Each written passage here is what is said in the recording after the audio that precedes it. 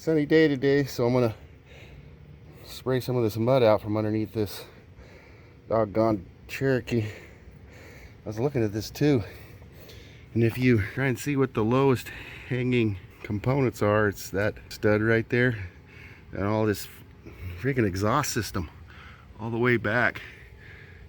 You can see that exhaust system hangs down. I gotta tuck this up in there, that exhaust flange, where the heck ever it's at, exhaust flange right in there. That hangs down, those bellows hang down. Anyway, I could do some tucking. There's a piece of mud right there. Let's start with that. Down here underneath the Jeep, cleaning all this undercarriage up. One thing I found is inside here, these swing arm, it was just packed with mud in here. That would kind of affect your unsprung weight. It might make you have a bumpier ride. That's kind of the idea behind having this independent suspension, is to reduce the unsprung weight. So kind of defeats the purpose a little bit when you pack this whole thing with mud and rocks. I think I got it all out now. It's just like a dish. There's a drain hole right here, but that was plugged up and it was just full of mud. This is kind of a complex little piece. I want to make sure that you clean that out. Well, I got things squirted out down here a little bit, but I could still see mud up underneath the skid plates. I'm about to pull these skid plates off. I don't know if I'm going to put them back on for a while. I think they're kind of heavy and I'm not sure they're doing me much good. Let's get this started. I'm going to do this passenger side first. I could see a couple different sizes here. Looks like a 10 and maybe a 13 or 14. This skid plate has this little extension on it, and down in here in the back it's got a little rubber plug you got to pull out of there. One of those things. I use this tool to get it out of there. It also looks like these things are made so you could just slide them and don't have to take them all the way out. So I think this one's got too much mud in it. I can't get it over, so I had to pull them. Well, there's a big chunk of mud falling out, so I had to, you can't slide it over to get it out, so I had to take the bolt out of right here. So I guess I got to take all these bolts out. You can see they're made to just loosen these and then slide them to the side. A bunch of mud crammed in there. I got to pull all the bolts out. We've got the skid plate out. Looks like mostly what the skid plate is protecting is these, well, maybe these seams. I don't know what all this junk is, but these fuel lines, this is a little plastic. And then that little extender protects this plastic connector for the fuel. I'm pretty sure that's fuel. I'm gonna follow it out and see. Mud got up in here into the unibody. This frame, this form frame right here. Seems like it'd be a lot easier just to put a flat piece of aluminum across here, and having all that big thing seems like it'd reduce the profile too.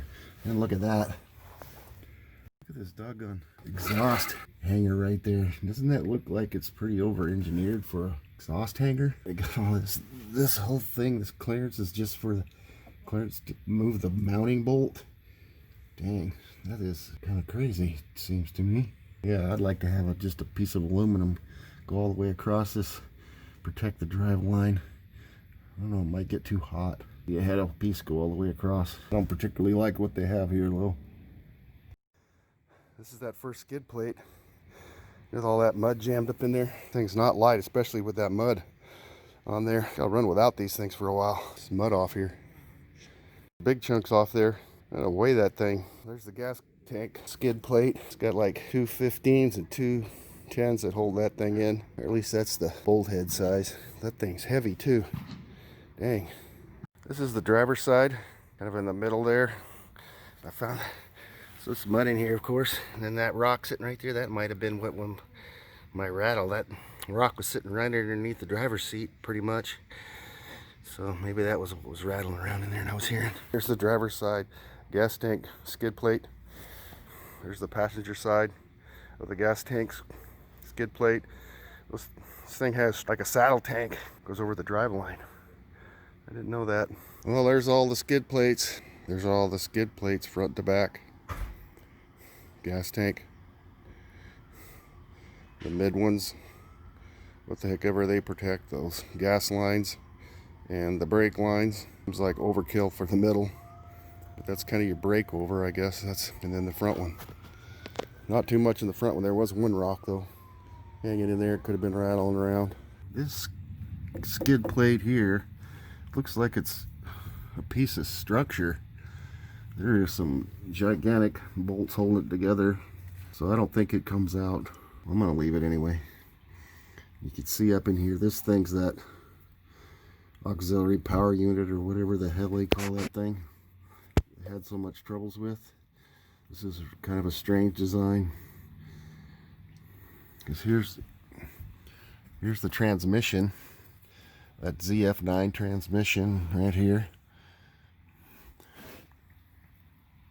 Here's the engine oil pan. You can see the drive line. This is the driver's side drive line.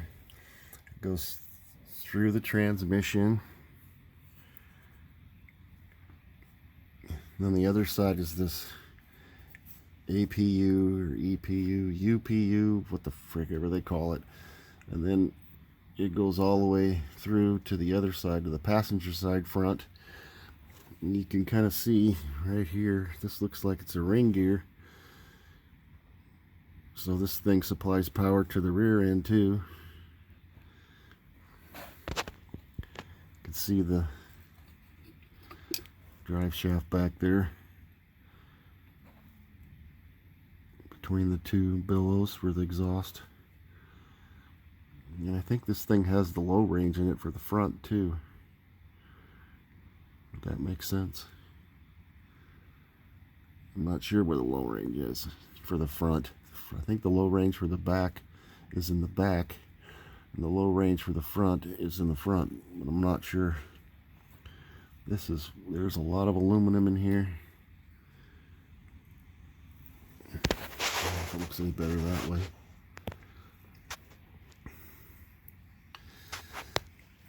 Got two exhausts. This one is for the front. This one is for the rear bank. Looks like that rear bank might get a little restricted. They flatten that thing out to clear the rear drive shaft. Seems like at some point you could just make those two separate ones all the way back. Get rid of that resonator. Look up in here and see what we could see. That looks like a starting solenoid right there. Not sure where the heck the starter is. These two lines go up to the transmission cooler. I think this thing has electric steering. Yeah, I'd like to see if my freaking light would stay on. What the hell is that? I gotta look that up and see what the hell that is. Seems like I was reading the service bulletins and they found loose bolts or freaking bolts falling out of these damn things. It's hard to see in here.